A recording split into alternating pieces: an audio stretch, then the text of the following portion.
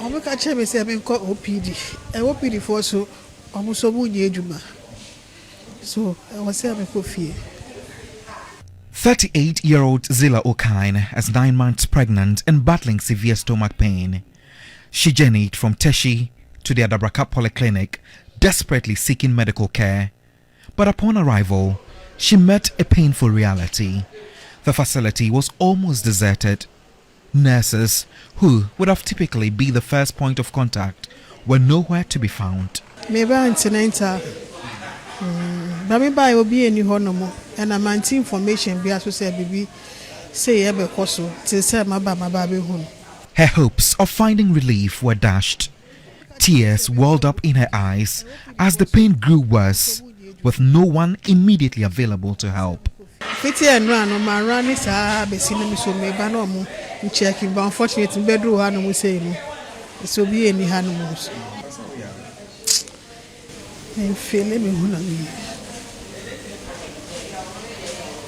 I watched her from afar, clutching her belly, pacing and occasionally sitting in discomfort.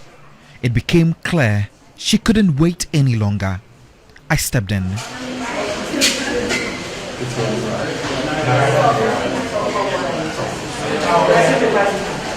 After speaking to one of the few staff members present at the maternity ward, Zela was eventually ushered in. But that was not the end of her wait. For nearly 20 minutes, she sat quietly before being processed and directed to a consulting room where a doctor finally attended to her. They've checked me, but they asked me to come and see the doctor. So I'm in the queue to see the doctor. I feel okay now. Yeah, I feel better now than before. The question here is, what would have happened if no one had intervened? How many people like Zela are left in pain with no one to speak for them? This is just one of many cases playing out in health facilities across the country. The outpatient department of the Adabraka Polyclinic on a regular day is very busy. But behind me, just as you can see, the place is virtually empty.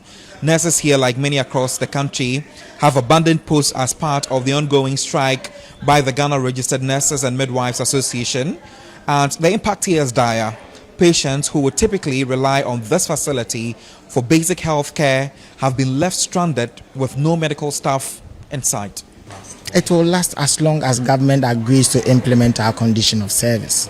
That's we have OPD, withdrawal of OPD and emergency services. That is from 4th to 8th, and after 8th, that is 9th, we are withdrawing all services, including wards, theaters, and all the hospital facilities. What we are saying is we also need to be taken care of. Is it not sad what you be at the emergency and government agency, departments, and other ministries will come and government will pay for them, and you, a nurse, a midwife, will be at a hospital when you are sick, common para, you will need to pay for it. According to them, this is the 4th major strike action by nurses and midwives in less than 6 years.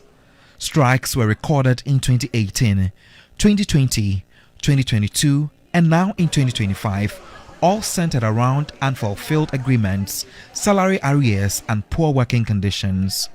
In response, the Ministry of Health has issued emergency directives aimed at maintaining essential healthcare services during the strike. A high-level meeting was held earlier this week where the unions presented a unified demand for the implementation of the 2024 collective agreement, which they claim has yet to be honored. The ministry says it is closely monitoring the situation and is working to deploy logistics and support systems to minimize the disruption. But for patients like Zela, the delay in care is already a heavy burden to bear. As the industrial action continues, thousands of patients are caught in the middle, waiting, hoping, and in some cases suffering. From the Adabraka Polyclinic in Accra, I am Godwin Asidiba reporting.